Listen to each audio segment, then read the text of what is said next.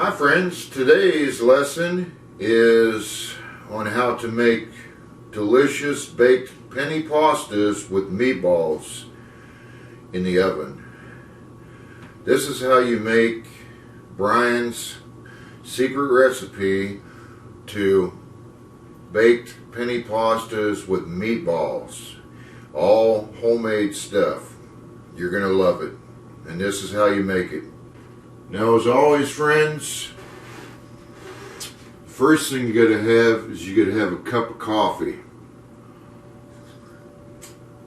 Because without coffee, it's hard to cook because you ain't got no energy. So get you a cup of coffee. Then, of course, you always want to wash your hands. Because who knows where your hands have been? Don't even tell us. Just wash them. Okay, we're going to make the meatballs. You'll need a bowl. You'll need 1 pound of hamburger. Can be any kind. You can go with ground beef, ground chuck, whatever you want to use. I like ground beef. I don't like the taste of ground chuck as good. I like ground beef. It tastes better in my mind. Okay, these are the spices you'll need for your meatballs. You need some oregano leaves. You need some onion powder. Make sure it's powder, onion powder, not, you don't want onion salt or any of that nasty stuff. You don't want minced onions. However, you can use the minced onions. They turn out fine in your meatballs. But I like onion powder. Much better in my mind. Some basil leaves. And of course, some garlic powder. Hi, I'm garlic powder. Okay. Okay, now you want to put your spices in there. Some oregano. I'd say about 3-4 dashes of oregano leaves. And then your garlic powder. Sometimes it likes to clump up in there. Put, I don't know, 3 or 4 dashes of garlic powder. Then your basil leaves. About two dashes of basil. And then your onion powder. You can be more generous with that. We'll put about 7 dashes of onion powder in there. Okay, the next thing you need is you need either a slice of bread. I like to use the end slices. Or if you're kind of cheap and you ain't got no bread in your house, and you had these hamburger buns sitting around, you can use that too. Just get 1 hamburger bun or a hot dog bun. If you don't have any, if you're cheap like me and you ain't got no bread in the house, if you got some saltine crackers even, you could, I don't know, I'd say just get about 7 of them or so, at least 7 of them probably, and crumble them up into pieces. Now, with your bread, excuse me, with your breads, try to flake it up as much as you can. You want the pieces of your bread to be as small as you can flake it up to be. But sometimes it's hard because sometimes you like to kind of mash it together, but that's alright. We can still eat it like that. It'll just have big white specks in your meatballs, but it's still yummy, so that's fine. Just flake your bread up into as small pieces as you can get it with your fingers. Just kind of breaking it up as you go. And see, it's starting to be like a fine. Okay, next thing you want some salt. Put about 3 or 4 dashes of salt. Okay, and you can get some black pepper. You can use any brand, generics are fine.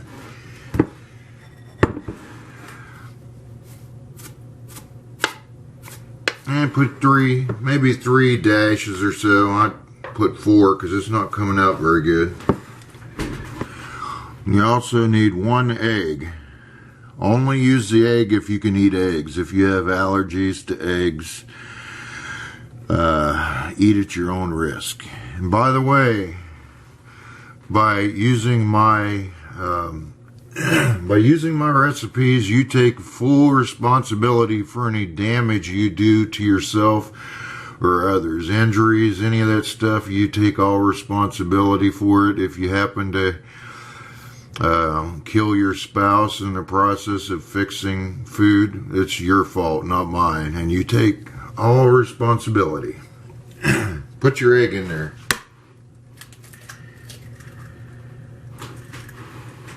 Okay, get you a fork, and you're going to take your mixture here and just mix all this up as good as you can get it with a fork.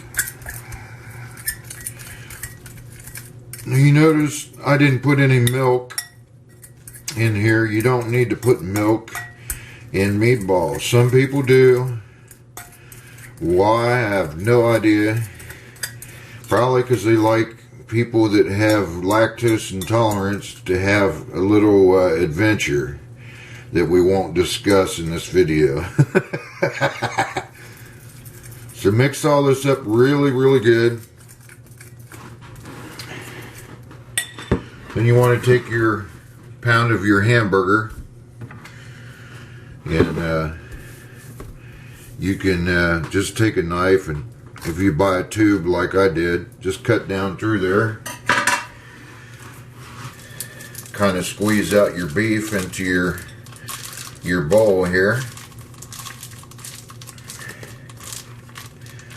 Make sure you throw the wrapper away, don't leave it laying around. It's a good idea to wash your hands again after handling beef, raw beef.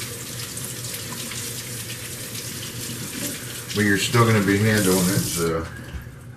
Okay, you can try, it depends on how cold your beef is. You could try to stir it with the fork if you're one of them people that's scared to touch raw beef.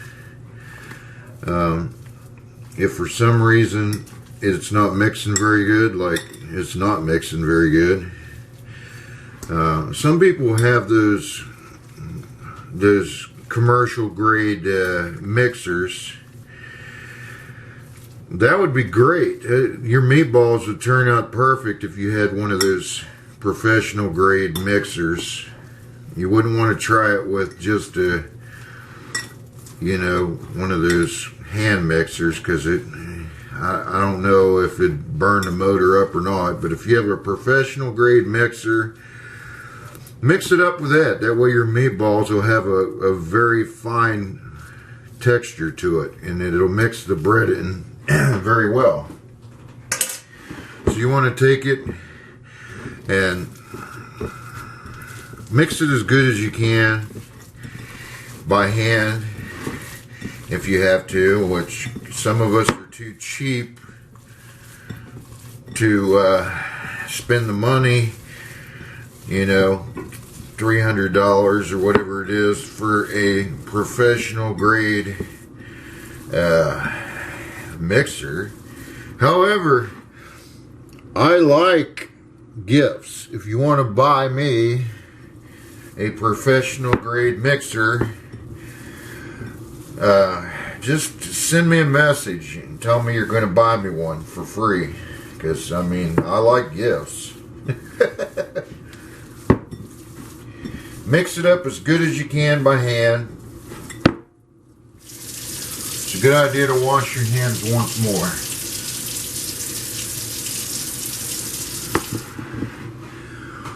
Okay, the next thing you'll need is a big casserole kind of pan like this.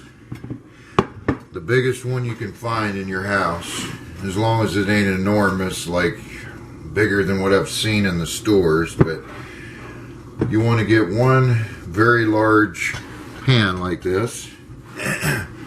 Now, we'll kind of move everything out of the way here because it's just getting too clustered. Here's how you, almost forgot.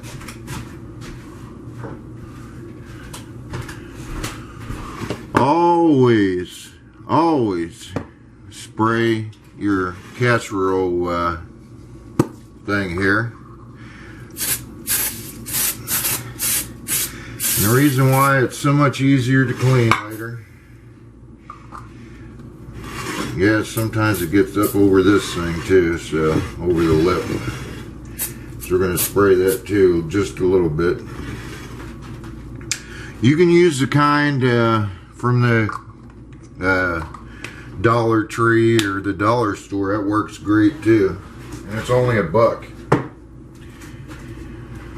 Okay, now we're going to make our meatballs. You want to just take, however, if you want small meatballs, just grab, you know, just a small thing of it and take it and roll it around in your hand, and with the two palms of both your hands, roll it into a ball shaped to where it looks kind of maybe like this. If you're a perfectionist, you can do it until like it's completely smooth. That's fine too. Then take your meatballs and just set them inside your casserole dish here. You can make large meatballs. You can make small meatballs, whatever you like. I mean, some people like these monster giant meatballs, you know, that are bigger than your head. That's fine too. Those are delicious too, but I kind of like the smaller meatballs the best. Just keep doing that until looks like you have a bunch of meatball marbles, kind of large marbles in here. I don't know, these are, I don't know, at least an inch, maybe inch and a half, and you know, across these meatballs. You can make various sizes too. If you want some meatballs that are big heifers, that's fine too. So we got various size meatballs in here because we're not measuring each one of them. Just keep doing it until you got a bunch of meatballs.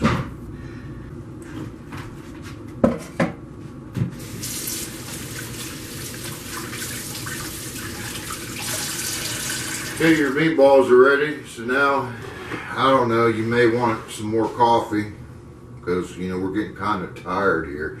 It's tiring when you make me make this stuff, you know. Just kidding. I enjoy making good Italian food. It's very awesome.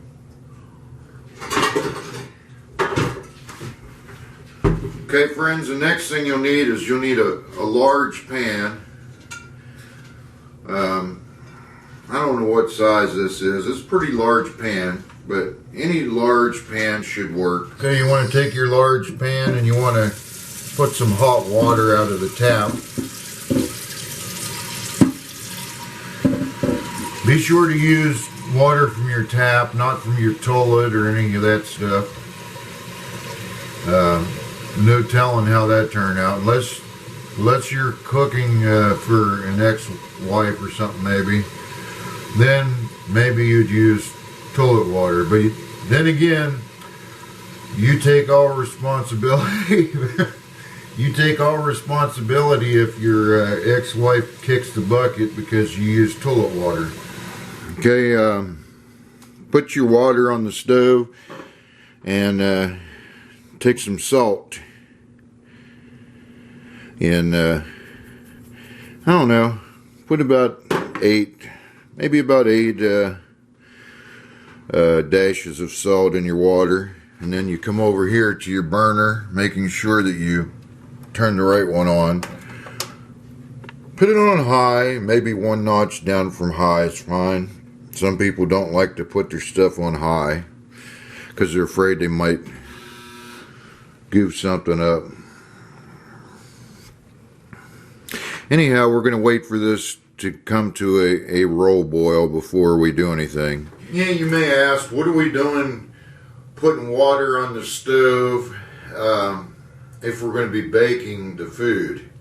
is it really baked if we're fixing it on the stovetop? And actually, this is a secret that I learned myself. If you're fixing like any pasta in the oven, start out with the boil, and you only get to do it for a few minutes. Once you put the pasta in and it comes to a boil, boil it on the stove for about 3 minutes or so.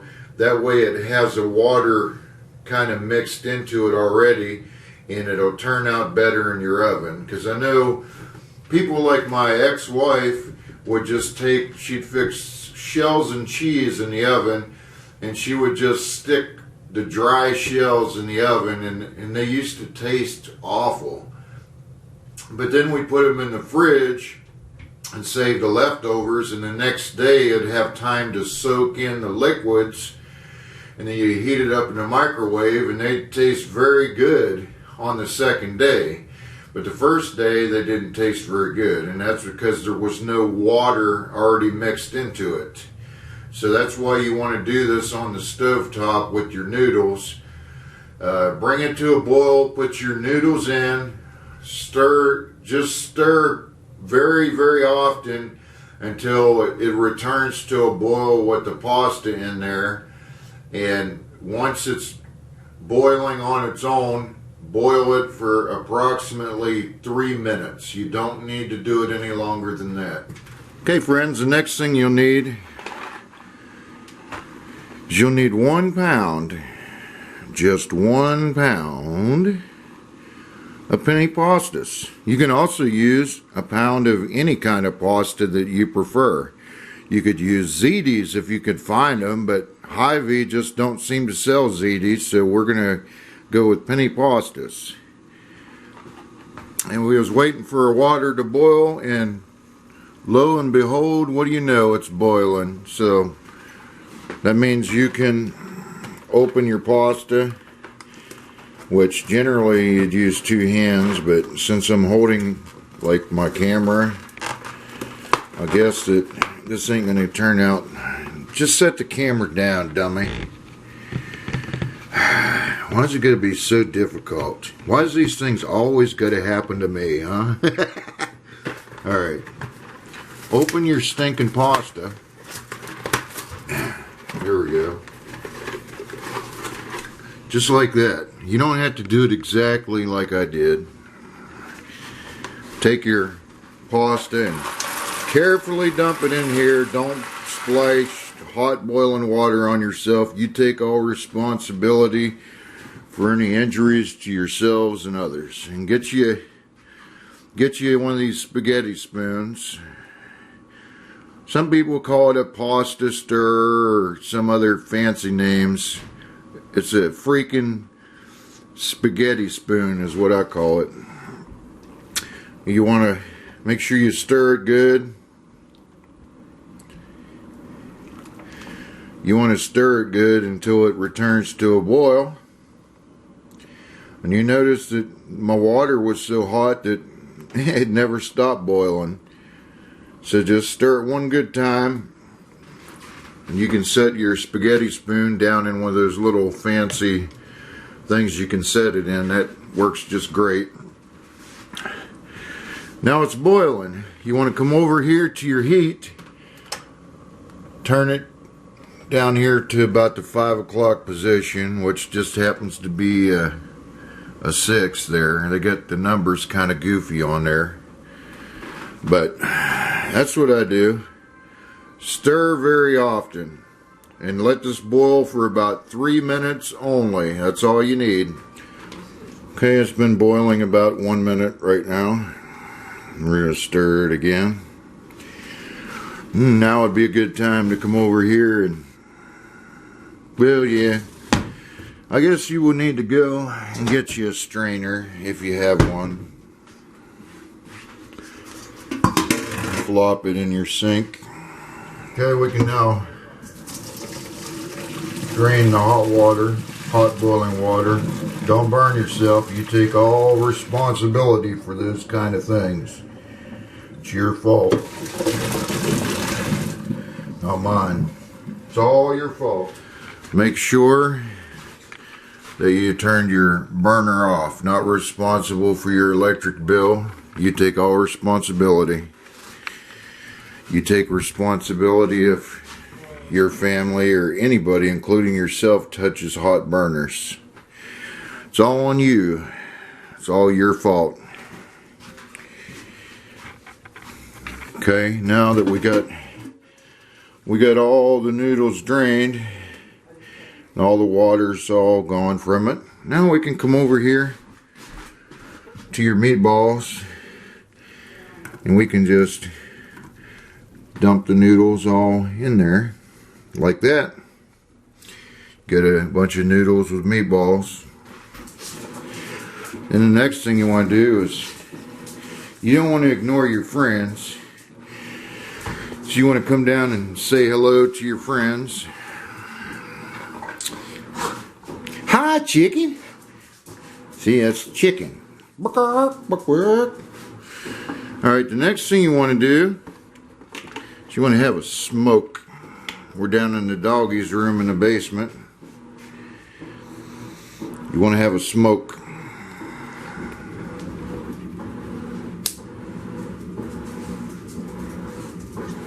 You take all responsibility. You take all responsibility for your own smoking. Hi, chickie. Okay, next thing you need is one onion. A white one or a yellow one. Can be a Vandalia, sweet onion. I like white onions the best for this purpose. I like all onions. There's no onions I don't like except for rotten ones I don't like. Anyhow, knives are sharp. If you cut yourself, it's your fault. So you take all responsibility. Because we are trying to only cut the onion, not our fingers or hands or spouses or any of that stuff. It's your fault if you do something you shouldn't do. You take all the responsibility.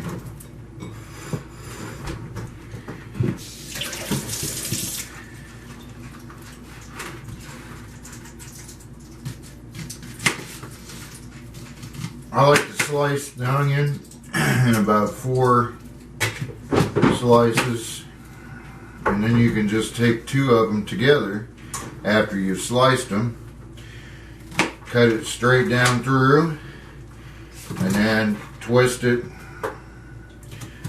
to the side where you can just cut straight across.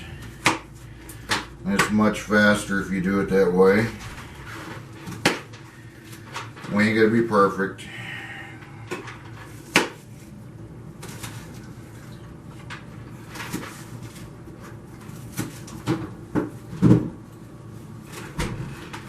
By the way, if you cut yourself, go to the hospital immediately. Call 911.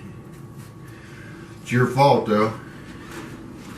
Okay, you want to take your onions that you diced all up,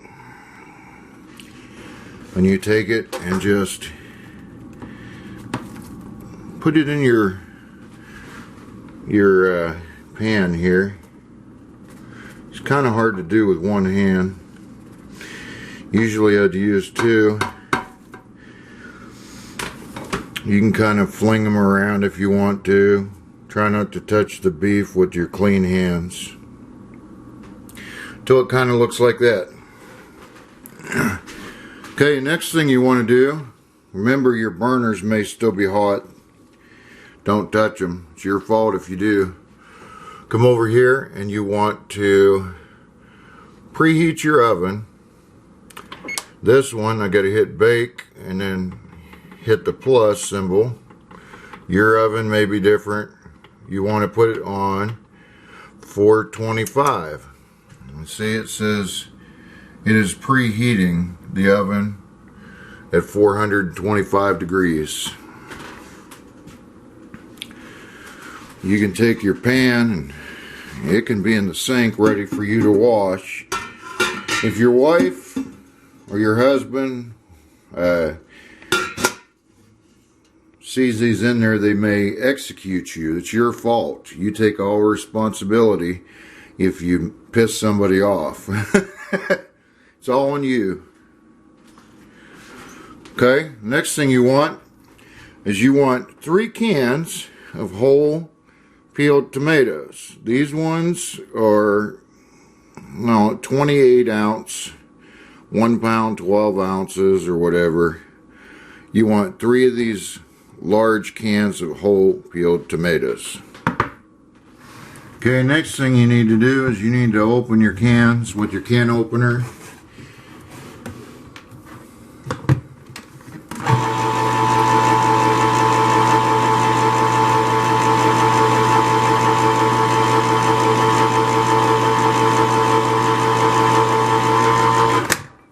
Okay, next thing you want to do is you want to take every one of the spices that you used in your meatballs, only you don't need to put any salt in there, and you don't need any black pepper. You just need your basil leaves, oregano leaves, your onion powder, and your garlic powder. Okay, first we'll take the garlic powder and we'll just very lightly sprinkle around, very lightly. Your onion powder, you can shake it kind of heavy.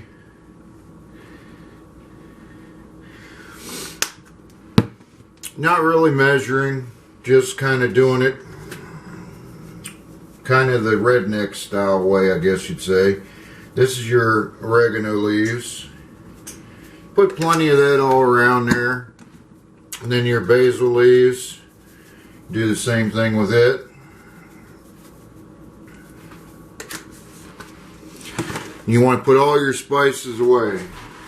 You want to make sure you keep putting all your dirty dishes in the sink, and you need to do them when you get done. That way your spouse does not execute you. It's your fault. Take all your trashes, put them in the trash can.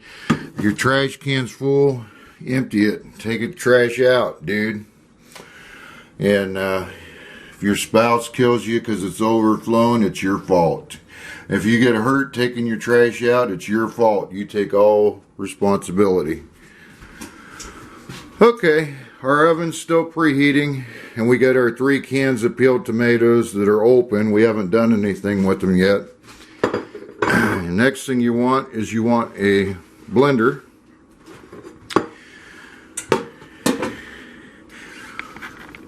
You can use any blender, but you cannot use this one because this one is mine, and I got it for a wedding gift in 2001. On March 3rd, 2001 is when I got married to my very beautiful, gorgeous wife.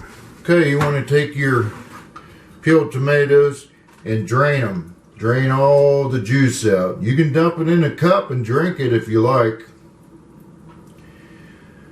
That's what I do. I like to just drain it out. Dump them in your blender. You can put about 2 cans in most standard blenders. Go ahead and blend your tomatoes.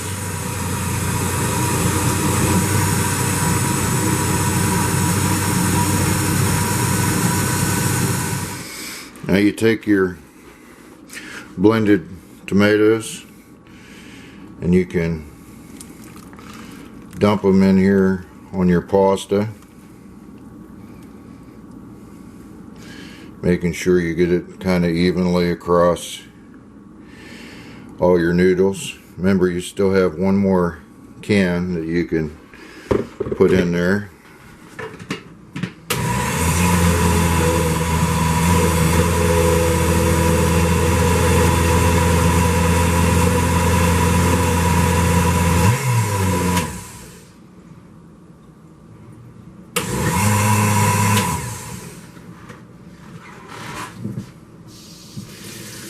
It's a good idea to rinse the tomatoes out of your blender while it's nice and dry.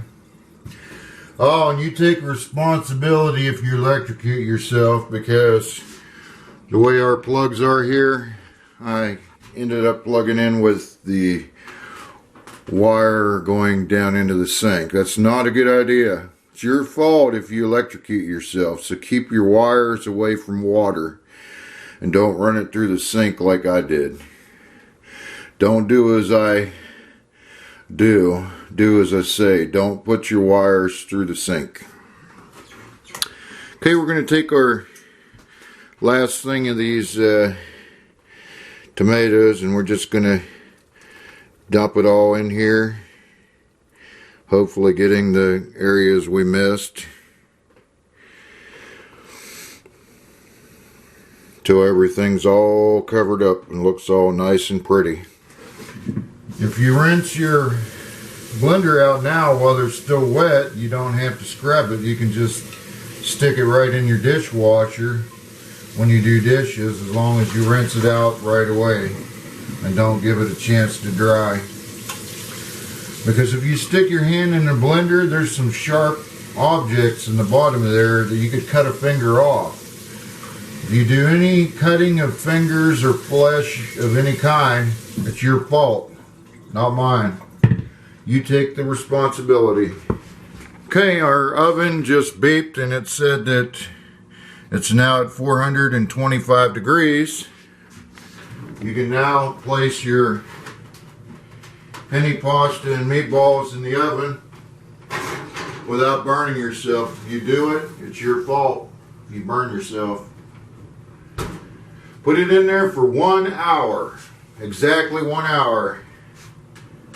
Okay, it's been just about an hour. And in 1 hour, you're going to take it out of the oven. You want to make sure you turn your oven off. It's your fault if your electrical bill goes up because you didn't shut it off, or your house goes up in flames, any of that. It's all your fault. You take responsibility.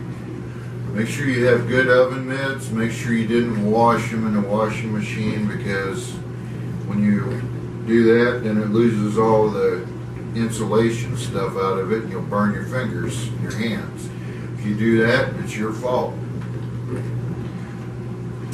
Okay, it's been 1 hour. We can shut our oven off. You want to take it out of the oven.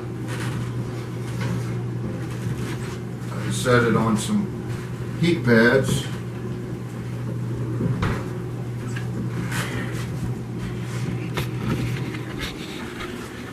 And this is what it looks like.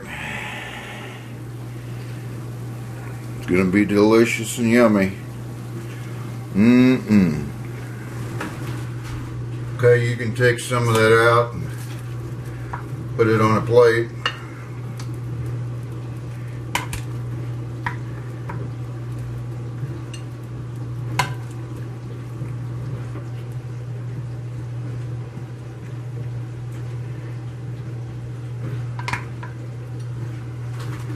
I'll let you see what it looks like up close and personal.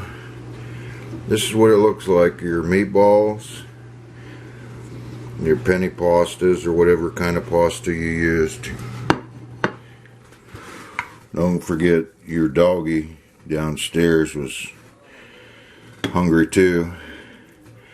She wanted some meatballs and some of that stuff too, so make sure you hook your doggy up.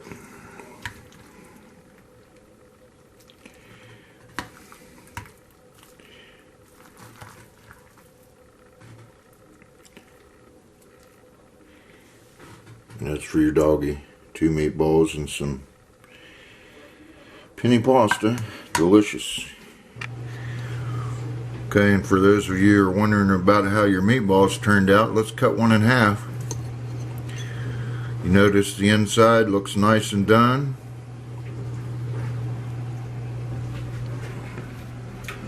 Kind of hot though, be careful. It's your fault if you burn yourself. Oh yeah. That is delicious. Delicious. There you go, friends. Hope you enjoyed your cooking lesson for today. And also want to mention, that if you want really good cooking, it helps if you come to the Lord Jesus Christ, give your life to Him. He died on the cross to pay for all your sins, lying and stealing and all the bad things we do, even little things. The Lord paid it all on the cross. And on the third day, He rose again. Call out to Him now and proclaim Jesus Christ as your Lord today. And we'll go to heaven and we'll have some of this penny pasta and meatballs in heaven. God bless.